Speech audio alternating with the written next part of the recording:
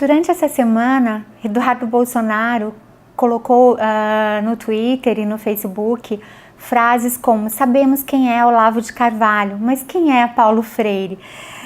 Eduardo Bolsonaro é um sujeito que escreve poço com 2 S's.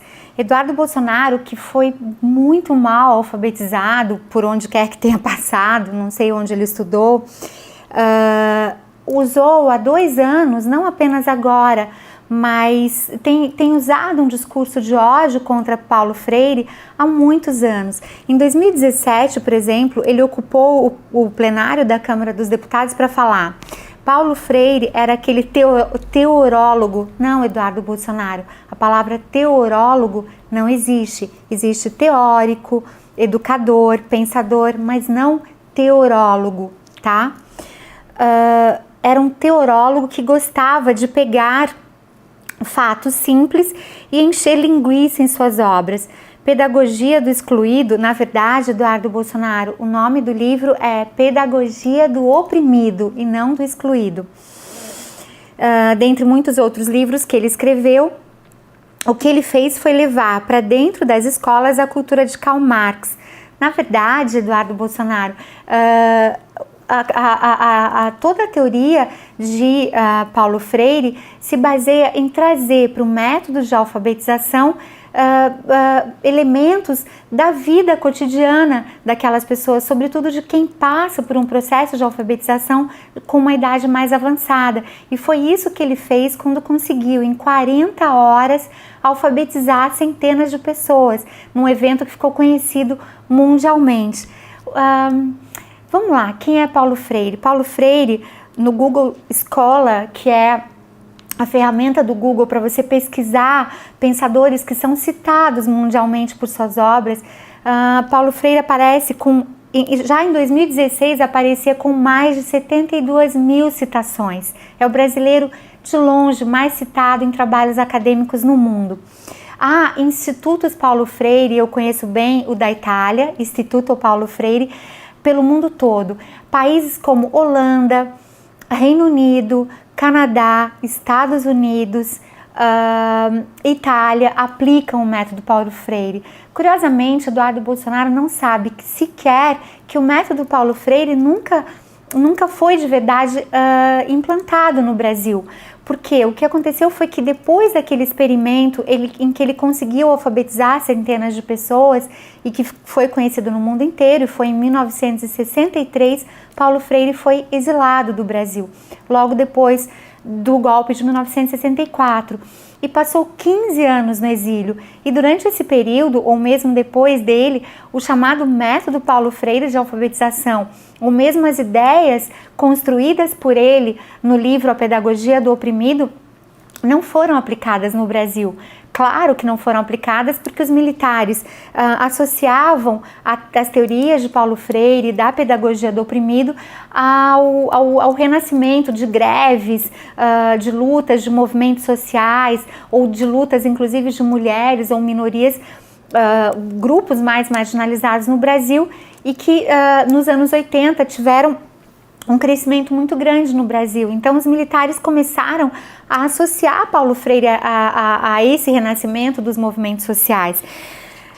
Vamos tentar entender quando Olavo de Carvalho questiona e diz num vídeo que, digamos vamos ver aqui o que Olavo de Carvalho disse recentemente num vídeo.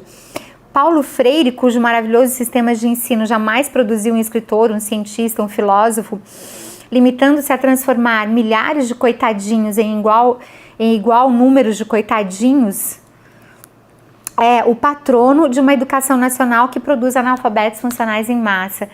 Não é o que pensam milhares e milhares de escritores italianos, de pedagogos, sobre os quais eu vou falar no próximo vídeo.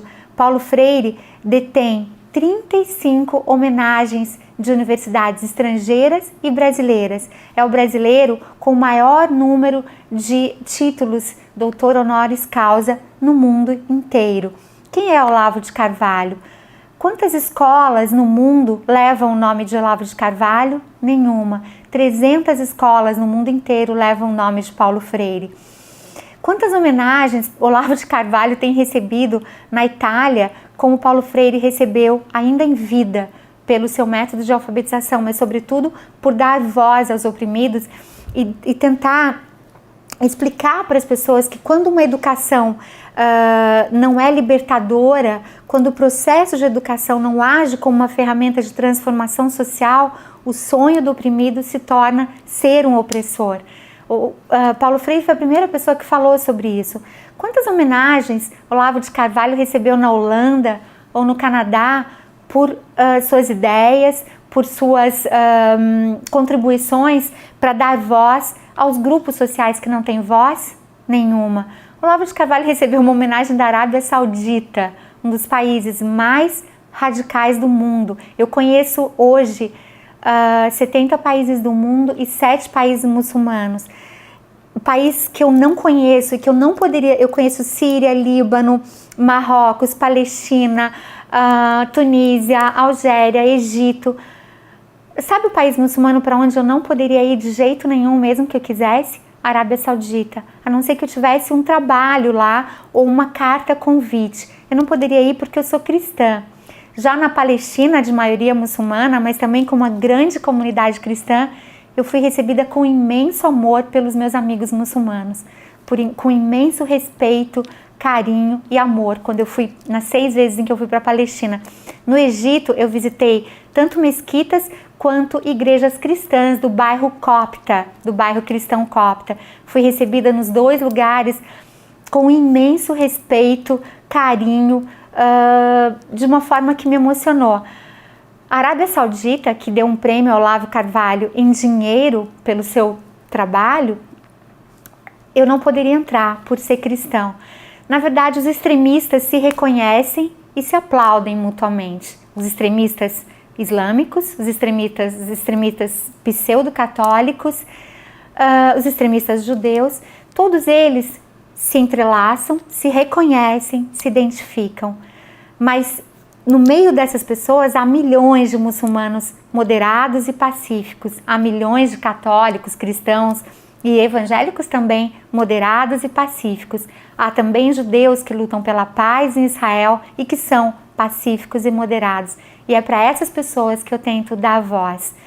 Viva Paulo Freire! Muito obrigada, Paulo Freire, por ter feito tanto para transformar o Brasil, ainda que a sua metodologia jamais tenha sido implantada no território nacional de forma integral. Muito obrigada, Paulo Freire, pela sua vida e pelo seu trabalho.